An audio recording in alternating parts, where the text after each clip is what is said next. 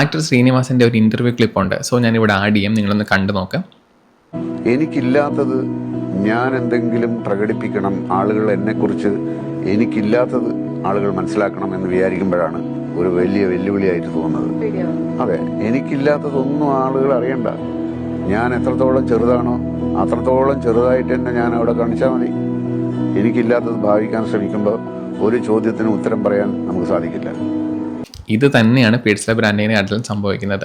Competitor analyse ചെയ്യുന്ന സമയത്ത് competitor ഒരുപാട് കാര്യങ്ങളെ പറ്റി സംസാരിക്കുന്നുണ്ടാവും. അത് കാണുന്ന സമയത്ത് ഓട്ടോമാറ്റിക്കലി നമുക്ക് തോന്നും, ഓക്കെ ഞാനും അത് സംസാരിക്കണം എന്ന് കരുതിയിട്ട് അറിയില്ലാത്ത കാര്യങ്ങളെ പറ്റി സംസാരിക്കാൻ നോക്കാറുണ്ട്. സോ അങ്ങനെ ഒരിക്കലും ചെയ്യാതിരിക്കുക.